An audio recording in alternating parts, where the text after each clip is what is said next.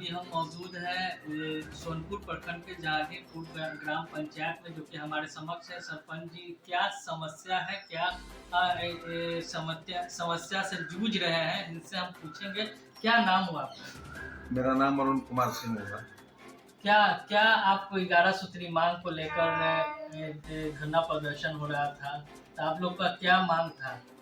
देखिए, 11 सूत्री मांग चाहे 1 सूत्री मांग से मतलब नहीं है। मतलब ये है कि सरकार अगर इस संस्था को बनाई है, धरातल पे लाना उनका काम है। हम लोग की समस्या है कि जो हम लोग वर्क करते हैं, हमारे पास न टेबल है, न कुर्सी है, न बैठने का व्यवस्था है, सही से कुछ नहीं है। उसके बाद अब हो गया कि बायोमेट्रिक तरह से अंगूठा लगाना है, तो सचिव जो है सो अंगूठा लगाने के लिए 2 किलोमीटर जाएगी। ग्राम का खड़ी चलता है मेरा 2 किलोमीटर इधर। तो समझता तो सरकार नया नया, अगर वही ग्राम कचहरी में ही अगर बायोमेट्रिक का व्यवस्था हो तो 2 किलोमीटर उधर इधर करना नहीं पड़े। अब फिर वहाँ से हाजिरी लगाएगी अपना सचिव, अगर किसी भी पंचायत का सचिव हो तो पंचायत भवन से उसका ग्राम कचहरी दूरी पर चलता है, तो फिर हाजिरी लगा के फिर वहाँ आना और फिर यहाँ से फिर जाके वहाँ हाजिरी लगाना, सबसे बड़ा समस्या होती है। देखने में ये आया समिति जी कि 11 सूत्री में 7 सूत्री मांग पूरा किया गया है, धरातल पे नहीं पेपर पे ही है, तो ये सब पे क्या करना है? देखिए, धरातल पर जब तक सरकार नहीं चाहेगी कोई काम धरातल पे नहीं आएगा। ये किसी अधिकारी के बस का बात नहीं है कि वो रोकती है।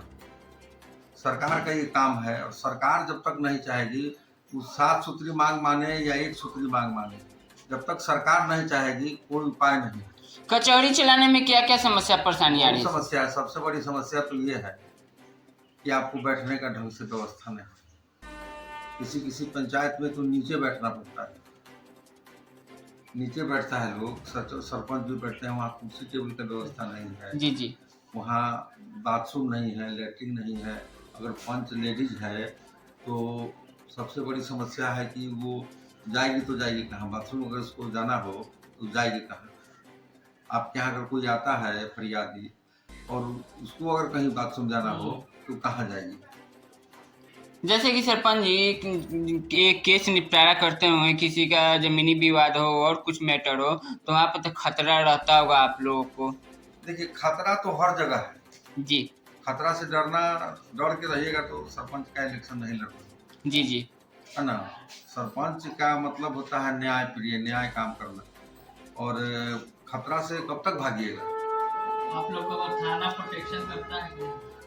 देखिए, थाना का मतलब होता है कि अगर आपके पास कोई केस है ग्राम कचहरी में, सेंसिटिव केस है, अगर आप ग्राम कचहरी की ओर से उनसे डिमांड करते हैं कि हमको आज तारीख है, इसमें हमको हो हल्ला होने का डर है, जी जी। तो थाना आपको। जैसे कि कुछ सरपंच लोगों का नाम है कि लाइसेंसी हमें कुछ चाहिए, तो ये सही है सरपंच जी? नहीं, इस काम विरोधी। जी लाइसेंसी बंदूक ले लेने से या बंदूक चमका लेने से पंचायत का समस्या हल नहीं। जी जी। अभी कितने केसों को निपटारा कर चुके हैं आप?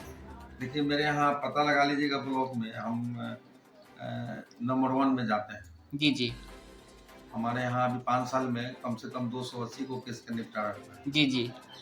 समझे? जैसे बंसावली की बात किया जाए, देखने में आया था बंसावली आपके रीजन से छीन लिया गया था, मुखिया जी के रीजन में आ गया था, तो ये सब क्या परेशानी चल रही है? देखिए, बंसावली सबसे बड़ी समस्या हो गई कि बंसावली फिर सरपंच के अधीन ही आ गया। जी।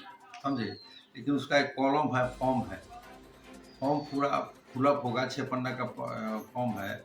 अगर उसको पुलअप कीजिएगा तब जाके वो बंसावली सरपंच के यहाँ से निर्गत होगा। जी जी। अब उसमें सब मुखिया सबका सिग्नेचर चाहिए, बहुत उसमें प्रोसेस, लंबा प्रोसेस हो गया है। जी जी। और बंसावली में सबसे बड़ा समस्या हो गया है कि लोग बंसावली बनाने के लिए देता है, उसमें अपना बेटी बहन का नाम नहीं देता। और ये समस्या है, कोर्ट में अगर मामला फंसता है तो अब तो बराबर का हकदार है, और लोग कहता है कि ना सरपंच साहब इसको बना दीजिए। सबसे बड़ा समस्या यही हो रहा है कि उसका गाइडलाइन सरकार का नहीं है, कोई लेटर नहीं है, कि हम लोग दिखा नहीं पाते हैं कि भाई गाइडलाइन है इस तरह का। उसका अगर लेटर निकले तब तो जाके पता चलेगा ना, लोग को, पब्लिक को दिखाना पड़ेगा कि हाँ भाई हम लोग को गाइडलाइन मिला हुआ है कि हम जब तक बेटी और बहन का नाम नहीं डालिएगा बंसावली। ये सबसे बड़ा समस्या है। जैसे मालदह भत्ता की बात किया जाए सरपंच जी, 2500 से 5000 हुआ है। आज के डेट में 5000 में कुछ होना जाना है? नहीं होता तो ठीक था।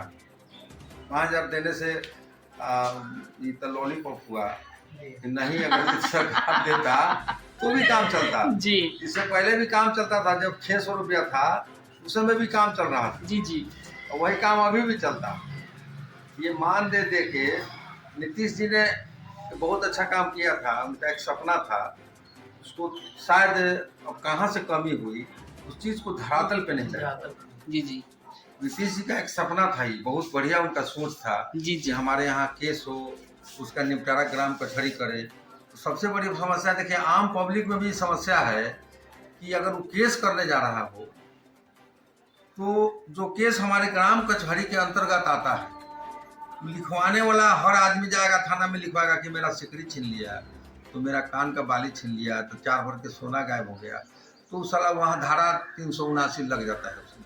तो जब जैसे 379 लगा हमारे ग्राम कचहरी के अंतर्गत, तो केस नहीं आएगा। जी जी तो दोषी तो उसमें खुद पब्लिक है, उसमें सरकार को और पुलिस को क्या दोष देना।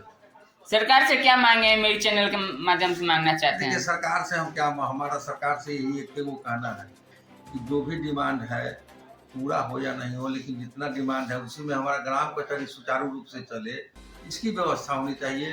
हम लोग का मान सम्मान बना रहे, इसकी व्यवस्था होनी चाहिए, समझे ना। और हमको क्या दे सकता है, अपने हाथ से मेहनत कीजिएगा, एक सरपंच के भरोसे रहिएगा तो पेट चलेगा, नहीं चलेगा। क्या शुभकामना दे रहे हैं मुस्लिम भाई लोग का ईद उल अजहा है, क्या शुभकामना? कौन सी